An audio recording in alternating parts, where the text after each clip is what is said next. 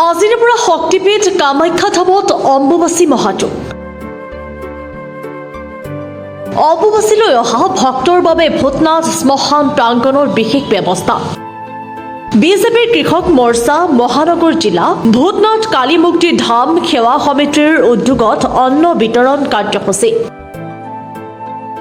এই কাৰ্যসূচী শুভাৰম্ভণি কৰে বিজেপি কৃষক মৰ্চাৰ উপ সভাপতি ৰঞ্জিত ভট্টাচাৰ্যই। উপস্থিত থাকে বিজেপি নেত্ৰী জুৰি শৰ্মা, জালুকবাৰী মণ্ডলৰ কৃষক মৰ্চাৰ সভাপতি শংকৰ দাস। দেশ বিদেশৰ ভক্তক বিনামূলীয়াকৈ এই ভাণ্ডাৰত খাদ্য যোগান ধৰা হ'ব। প্ৰতিদিনে প্ৰায় ৫ সহস্ৰাধিক ভক্তক প্ৰদান কৰা হ'ব আহাৰ। আজিৰ পৰা ২৬ জুন পৰ্যন্ত চলি থাকিব এই অন্ন যোগান কাৰ্যসূচী।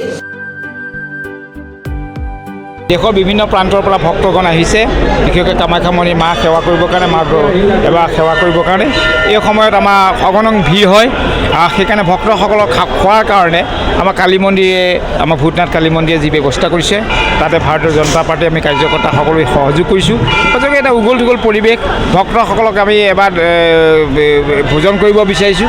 আৰু সেই ভোজনৰ অন্তত আমি ১২টা বজাৰ পৰা আজি দিনৰ ১২টা বজাত, ৰাতি ৮টা বজাত আৰু প্ৰত্যেক দিনে 12টা বজাত ২২ তাৰিখ হওক ২৬ তাৰিখলৈকে কণ্টিনিউ চলি থাকিব। আমাৰ প্ৰশান্ত চৌধুৰী ডাঙৰীয়া আমাৰ লগত আছে। তেখেতৰ অনুপ্ৰেৰণাত আমি তেখেতে ভাৰতীয় জনতা পাৰ্টী কিষাণ মৰ্চাকো সহযোগ কৰিবলৈ দিছে আৰু মন্দিৰ কমিটিও দিছে। গতিকে আমাৰ ভাল লাগিছে যে ভক্তসকলে যেন আহি পেলাই মা সেৱা কৰি পেলাই এখন অন্নয় মুঠি খাই পেলাই যে অসমৰ পৰা যাব পাৰে, তাৰ ব্যৱস্থা কৰা হৈছে। প্ৰথম অম্বুবাচী মেলা আৰম্ভ হ'ল। আমাৰ ইয়াতে ৰাতিপুৱা ভক্তবিলাকক পুৰি চব্জি কৰি প্ৰায় মোটামুটি ১,০০০ মানুহ খোৱা হৈ গ'ল। এতিয়া অন্নদান কৰি দিয়া হৈছে। লগত আমাৰ লগত কিষাণ মৰ্চাৰো সহযোগ আছে, তেওঁলোকো আহিছে। খুব ভাল লাগিছে পৰিৱেশটো। আৰু গধূলিলৈকে আৰু ভোগ হ'ব, ভাত হ'ব, এইবিলাক হৈ চলি থাকিব। এতিয়াতো কিমান হয়, এতিয়াতো আমিতো ডেইলিতো ভাবিছোঁ 5,000+ হ'ব বুলি ভাবিছোঁ। সময়টো দুপৰীয়া ভাতটো হয় 12টা বজাত, ইভিনিং গধূলি সময়ত হ'ব 7টা বজাত। এনেকৈ চলি থাকিব।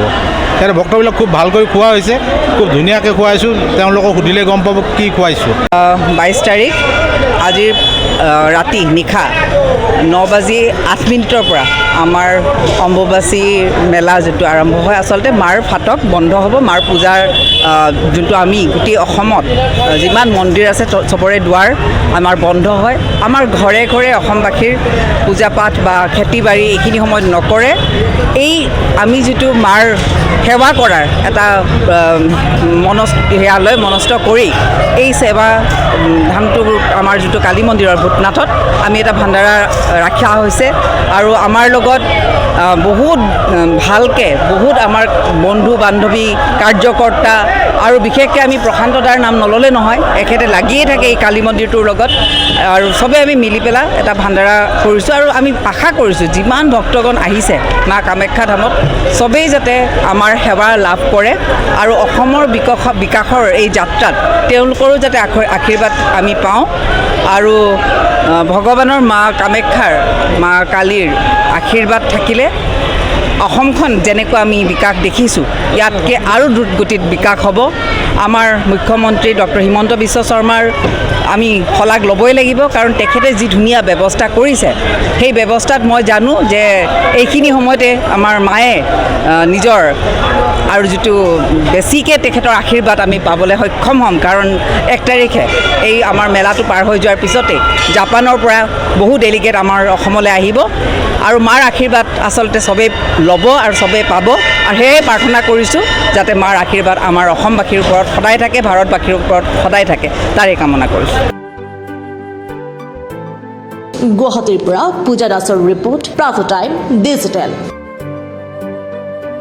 শদিয়াৰ পৰা ধুবুৰীলৈ, বৰাকৰ পৰা ব্ৰহ্মপুত্ৰলৈ সকলোৰে মাজত চিনাকি এটা নাম প্ৰাতঃ টাইম।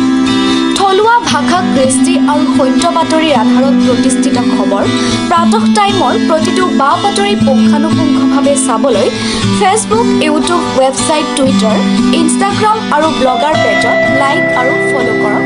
ধন্যবাদ।